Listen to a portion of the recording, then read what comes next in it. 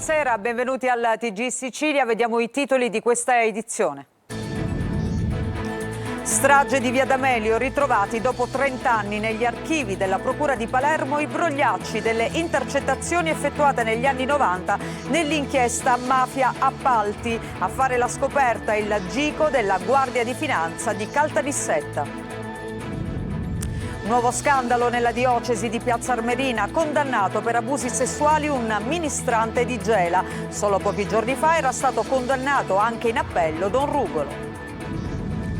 In fiamme i rifiuti dello stabilimento Ecomac di Augusta. Dalla mattinata un'alta colonna di fumo nero si è elevata in cielo, visibile anche a Catania e Siracusa. Paura di Ossina e l'appello dei sindaci che chiedono ai cittadini di restare a casa. Via Zurria a Catania, terra di nessuno, l'impianto della piscina comunale, bersaglio di vandali e predatori. Catania, nuovo report della Caritas che fotografa una città in difficoltà. Il 51% di chi chiede aiuto è italiano. Monsignor Renna, prossimo obiettivo, l'apertura del dormitorio. Primo giorno di saldi in Sicilia, ma in tanti preferiscono il mare, rimandando la caccia agli affari. Calciomercato, a Palermo si avvicina Salvatore Elia, mancano solo i dettagli per il trasferimento del laterale. A Catania polemiche dopo l'addio di Inglese.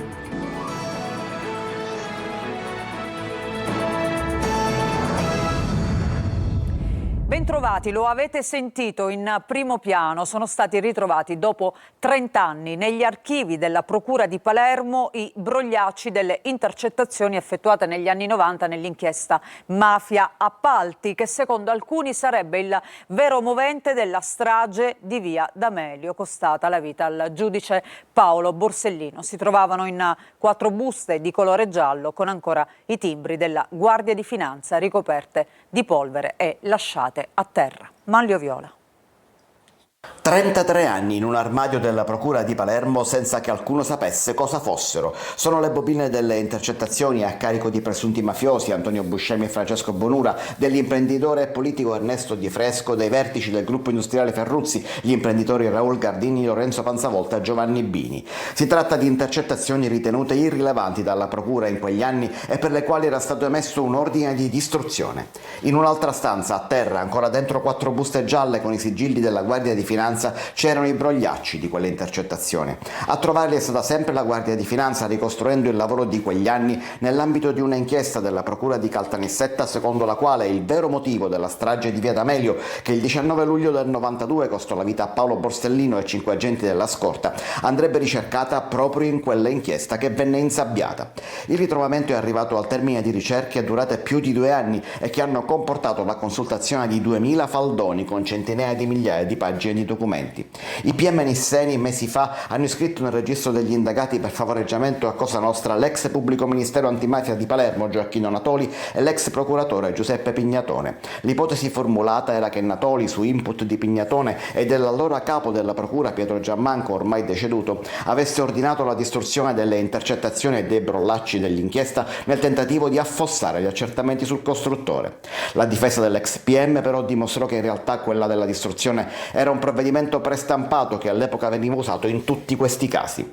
Ma l'ordine di distruzione non fu mai eseguito e adesso il ritrovamento dei brogliacci consentirà alla magistratura nissena di capire se quelle intercettazioni fossero in realtà molto rilevanti. I membri azzurri della commissione antimafia guidati da Maurizio Gasparri oggi chiedono di poter leggere quei brogliacci nell'ambito dell'indagine proprio dell'antimafia nazionale su questi misteri d'Italia. Un altro caso di abusi su minori scuote la diocesi di Piazza Armerina. Questa volta non si tratta di un prete, ma di un laico, un ex ministrante della parrocchia salesiana di Gela che è stato condannato a 8 anni. GR Italia.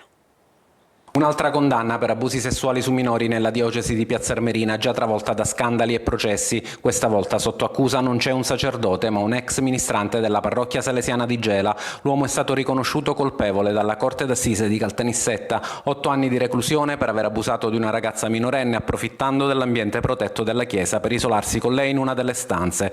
I fatti sono emersi anni dopo, quando la vittima, ormai maggiorenne, ha trovato il coraggio di denunciare, accompagnata dai genitori. Il pubblico ministero aveva aveva chiesto 12 anni e mezzo. La Corte ha ridotto, ma ha confermato la piena responsabilità. Il risarcimento è stato riconosciuto, ma a inquietare è ciò che è emerso in aula. L'uomo era già stato segnalato e allontanato, poi inspiegabilmente riammesso. Una gestione opaca che si va ad aggiungere agli altri procedimenti in corso, quello che ha visto la condanna in appello per abusi di Don Rugolo e quello che vede imputati per falsa testimonianza il vescovo Rosario Gisana e il vicario giudiziale Don Vincenzo Murgano. Intanto la diocesi rompe il silenzio, annuncia una condanna canonica per Rugolo e ribadisce in una nota la vicinanza alle vittime e invita chi ha subito abusi a rivolgersi agli organismi ecclesiastici. Ma Antonio Messina, l'archeologo che ha denunciato il prete ennese condannato in appello a 3 anni, denuncia: il vescovo era a conoscenza di altri abusi e non ha fatto nulla. Altro che vicinanza, dice. In aula hanno provato a screditarmi. Se vuole davvero stare dalla parte delle vittime, lo dimostri nel processo che lo attende. Anche il suo legale, l'avvocata Eleanna Parasiliti, avverte: la diocesi non è ancora stata scagionata, potrà rispondere in sede civile e il giudizio della Corte sul comportamento del vescovo rimane grave. Un'inchiesta che non si chiude con le sentenze, ma apre nuovi interrogativi e nuove ferite. In fiamme i rifiuti dello stabilimento Ecomac di Augusta in provincia di Siracusa, a bruciare soprattutto la plastica compattata che dalla tarda mattinata ha impegnato vigili del fuoco e protezione civile. E tra l'altro c'è anche la paura adesso della diossina e infatti i sindaci chiedono ai cittadini di restare a casa. Francesca Loi. Questa è la nube di fumo visibile anche da Catania e Siracusa, ad andare in fiamme lo stabilimento Ecomac di Augusta. Qui si smaltiscono rifiuti speciali non pericolosi. Le balle di plastica compattata sono quelle che bruciano di più. Spegnerle è difficilissimo. Non sono bastate ore e ore di intervento di vigili del fuoco e protezione civile. Sui social le immagini fanno il giro del mondo e la paura di Ossina corre veloce. Non è la prima volta che un incendio del genere si sviluppa nella stessa azienda. Queste sono le immagini del 2022.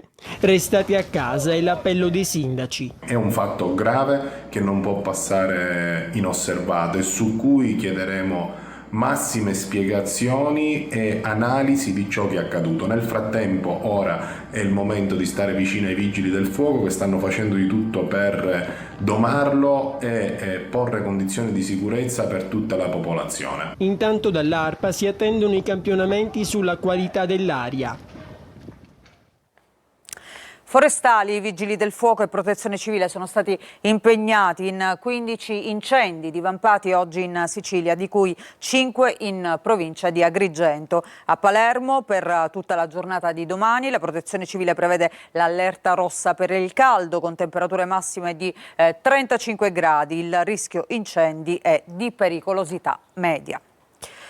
La cronaca ancora, fondi distratti a favore di una nuova società, sequestro milionario per i Vitale del President Park Hotel di Aci Castello in provincia di Catania, accusati di bancarotta fraudolenta, sigilli su beni mobili, immobili e conti correnti per un valore complessivo di 10 milioni di euro. Desiree Ferlito. Sequestro milionario per i Vitale del President Park Hotel di Aci Castello, accusati di bancarotta fraudolenta. I sigilli sono scattati, oltre che per i beni mobili e immobili, anche su conti correnti, per un valore di almeno 10 milioni di euro. Il GIP di Catania ha ordinato il sequestro eseguito dalla Guardia di Finanza della società President SRL. Il nucleo di polizia economico-finanziaria etnea ha appurato che gli amministratori e soci della società Resident Vampolieri SRL, a cui fa capo la struttura ricettiva di Aci Castello, mediante un'operazione societaria di scissione avrebbero distratto il patrimonio aziendale del valore di 10 milioni di euro a favore di una società di nuova costituzione riconducibile agli stessi soci, denominata President SRL. Dato questo che metterebbe in luce il fatto che l'impresa avrebbe eroso totalmente le sue risorse. Gli inquirenti avrebbero riscontrato alcune operazioni dolose che avrebbero aggravato lo stato di crisi della Resident Vampolieri SRL, causandone il dissesto definitivo. Salvatore e Angelo Ubaldo Vitale sono accusati di bancarotta fraudolenta aggravata dal danno di rilevante entità. La President SRL è stata affidata a un amministratore giudiziario.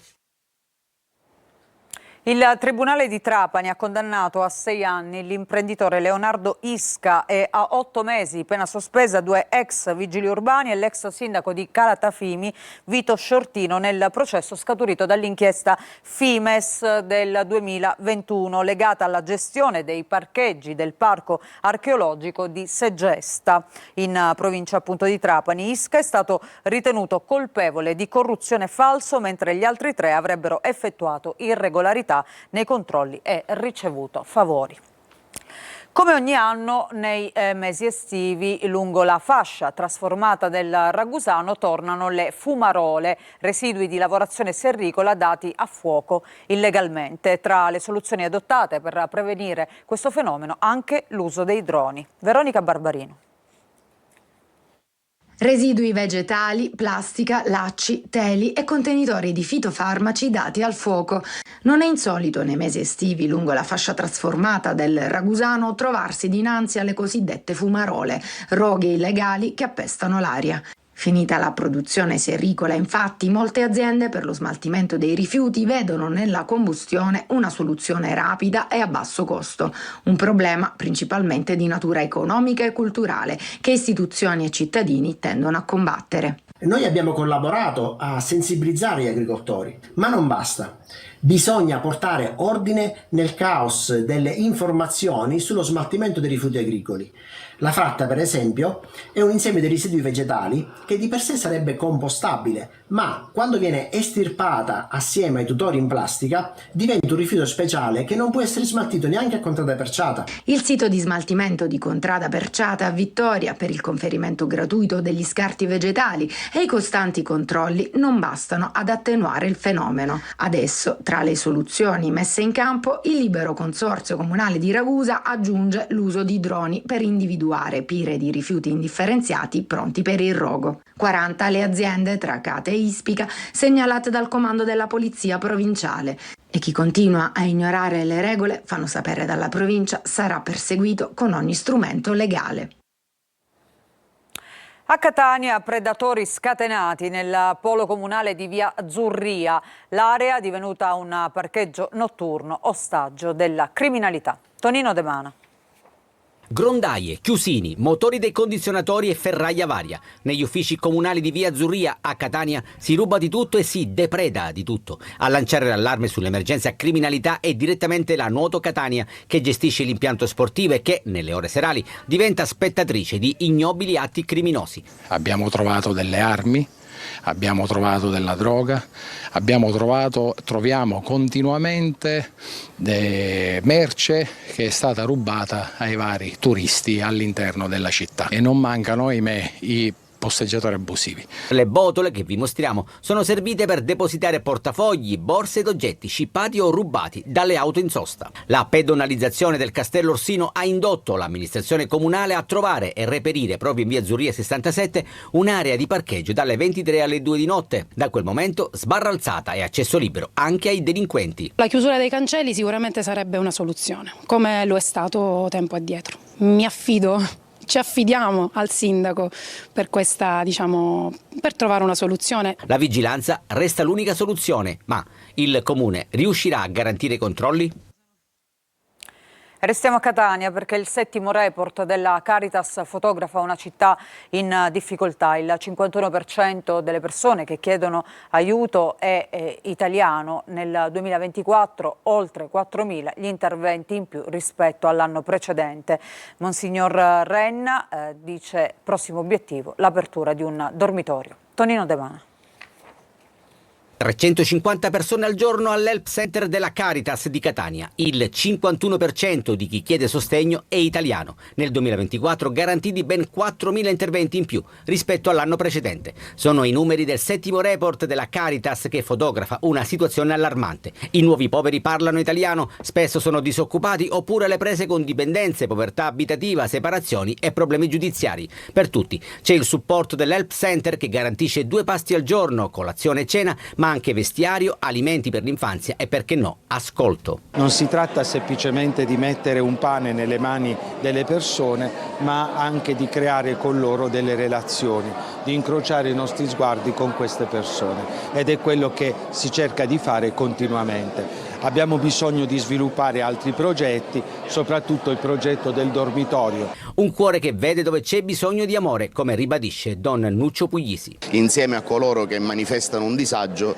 ci sono anche tante altre persone che sono pronte in qualche modo, con la loro generosità, la loro disponibilità, ad ammortizzarlo, e questo avviene attraverso tutti i servizi che non solo Caritas ma anche tutte le altre associazioni presenti sul territorio garantiscono ogni giorno. Importante anche l'iniziativa del microcredito sociale Mi fido di noi, con prestiti a tasso agevolato.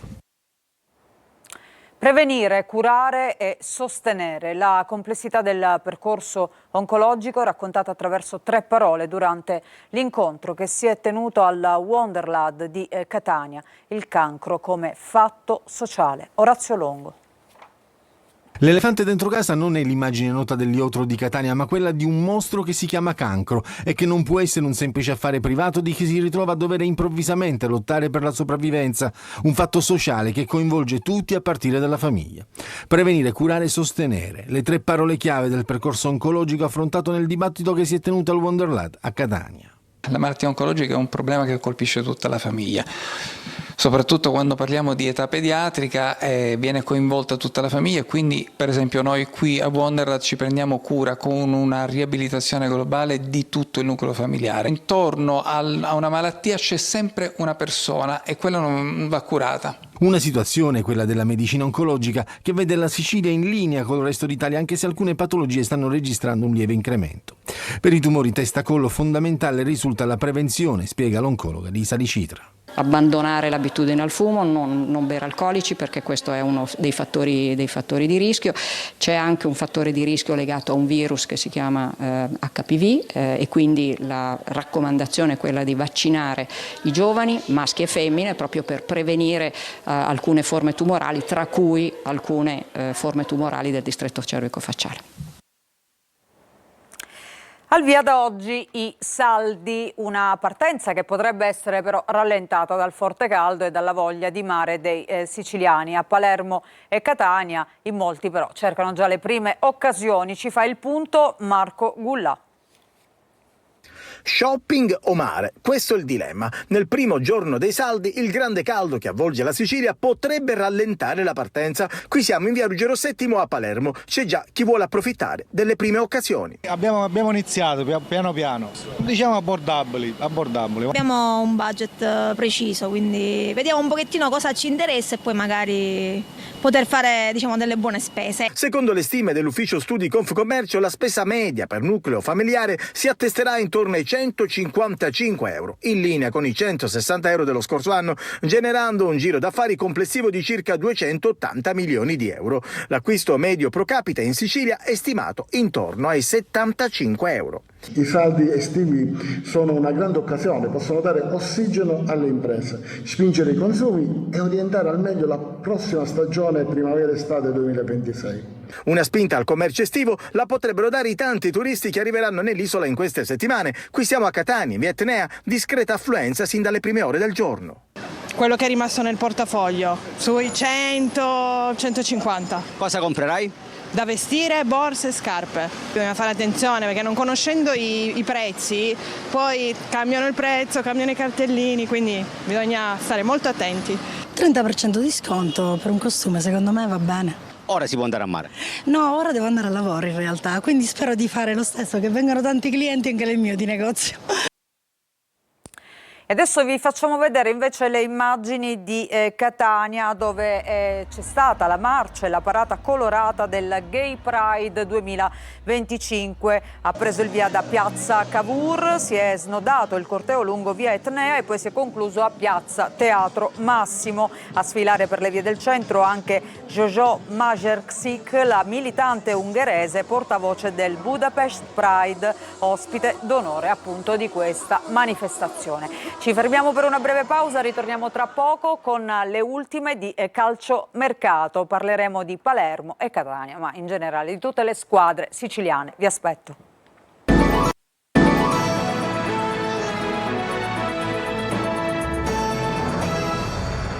Bentrovati, adesso il calcio, anzi il calciomercato a Palermo si avvicina. Salvatore Elia, mancano soltanto i dettagli per il trasferimento del laterale. Prossima settimana decisiva.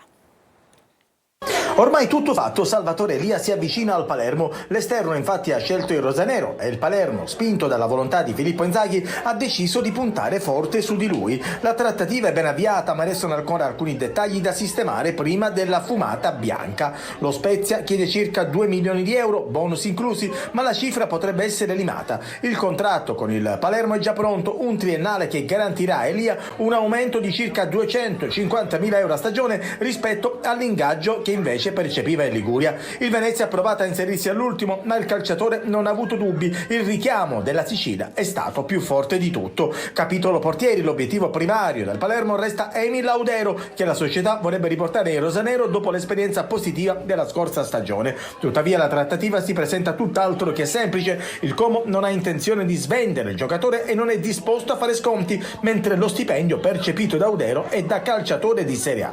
E allora la soluzione potrebbe essere in casa, con Gomis che sarà valutato in ritiro assieme a De Planche. Il Catania invece, dopo la scelta di Inglese che si è accordato con la Salernitana, deve ricostruire adesso l'attacco in difesa. In arrivo Pieraccini. La prossima settimana sarà lanciata la campagna invece abbonamenti. Marco Carli. Catania è il day after dell'addio di Inglese, con le inevitabili polemiche nei confronti della società in primis, ma anche per alcuni per la scelta del giocatore. Sta di fatto che Inglese adesso è alla Salernitana dell'ex DS Faggiano, che in attacco ha preso anche Ferrari. Confronto al momento impari con un reparto avanzato rossazzurro da ricostruire. I tifosi, orfani del bomber dell'ultima stagione, sono inevitabilmente delusi. La società attende. L'investimento che sarebbe servito per Inglese sarà dirottato ovviamente su altri. Di certo servono almeno 2 punti di livello e una valida alternativa. La domanda è perché non si è provato prima a mantenere in organico l'ex numero 9 durante la stagione. L'ultimo infortunio evidentemente ha fatto venire dei dubbi, svaniti poi con la formulazione della nuova proposta, rivista e corretta a rialzo in seguito. Il finale è stato scritto e il Catania adesso, in vista del ritiro e con le rassicurazioni date a Toscano, deve dare seguito alla volontà di regalargli una rosa all'altezza, con innesti che per l'11 titolare adesso aumentano di numero, anche nel caso in cui Anastasio dovesse, come appare probabile, lasciare la squadra. Molto vicino Pieraccini per la difesa. Arriverà con la formula del prestito con diritto di riscatto per gli etnei. Maffei per Alta verso il Trento. La prossima settimana sarebbe previsto il lancio della campagna abbonamenti. Già lanciata invece dal Trapani, il club del presidente Antonini, come sempre è successo nelle varie finestre di mercato, è iperattivo. Dall'apertura ufficiale delle operazioni si succedono 2 o 3 colpi al giorno. La Sorsa, Pedrini e Giron sono gli ultimi, ma ne arriveranno altri. Sondato Battistini del Lecco. Ritmi più compassati, come ovvio che sia, in casa della matricola Siracusa, che con il presidente Ricci e il mister Turati vuole dare seguito al progetto. Il nuovo DS Laneri darà a breve l'impulso al mercato, ipotesi possibile, giovani di valore in avvio e qualche colpo nella parte finale del mercato. Ancora una pausa, ritorniamo tra poco con le ultime notizie.